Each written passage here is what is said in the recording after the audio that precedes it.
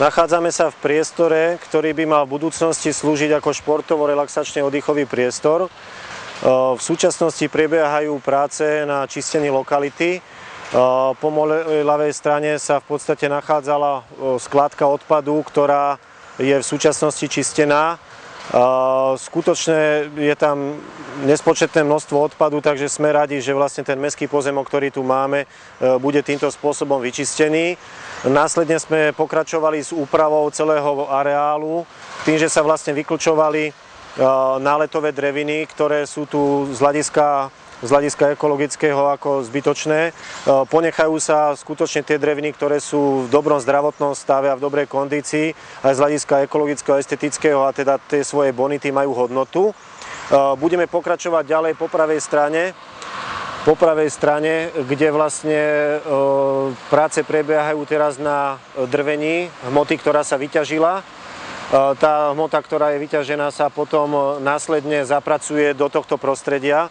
Čiže vlastne zostane tu a kvázi to bude ako štiepka, ktorá v prírodnom prostredí má svoj význam. Obohacuje pôdu jednak organické živiny a samozrejme má svoj význam aj z hľadiska estetického. Následne bude pokračovať ešte úprava brehu.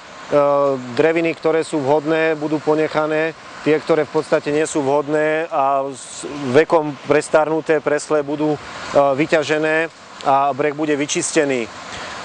Potom budú práce pokračovať v štýle riešenia promenády, ktorá by mala byť vlastne v tejto úrovni po celej dĺžke záujmového územia. V tej prvej časti je potrebné spomenúť, že sa vykonávajú práce, ktoré sa týkajú prístupovej komunikácie, kvázi prehlbuje sa rigol, aj rozšíruje, ktorý tam bol z hľadiska odvodnenia a z hľadiska prístupu možno aj malých motorových člnkov. Neuvažuje sa s veľkými loďami, uvažuje sa skôr len prístupová komunikácia pre malé člnky a pre príjazdové vlastne skútre a niečo podobné. V zadnej časti chceme potom riešiť areál určitou zvukovacou plochou, zhromažďovacou, kde v podstate za ňou by malo byť situované kvázi detské ihrisko, v ktorom by sme vlastne riešili tú oddychovú zónu pre najmenšie deti, prípadne až do tých 12 rokov. Toľko z hľadiska tých počiatočných prác a priebežne budeme informovať o tom, čo sa deje v záujmovej oblasti v tejto lokalite.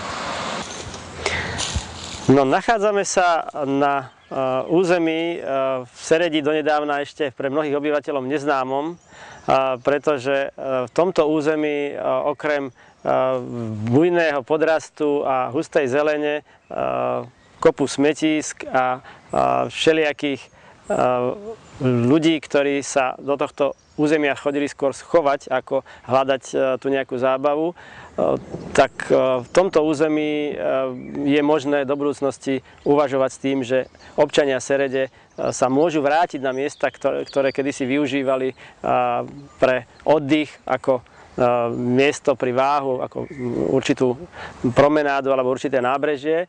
Keď sa pozrieme okolo seba, tak to, čo donedávna ukrývalo tento priestor, sa postupne odhalilo, urobilo sa tu mnoho práce na vyčistení priestoru a dnes vlastne už môžeme hovoriť, že tento priestor ponúka veľké možnosti pre občanov Serede na to, aby sa mohli znova dostať k váhu, aby mohli popri tom váhu chodiť, aby na tom váhu sa mohli voziť na lodiach, pristávať ku brehu a samozrejme aby im tu boli poskytnuté aj nejaké služby, ktoré pre takýto účel sú potrebné.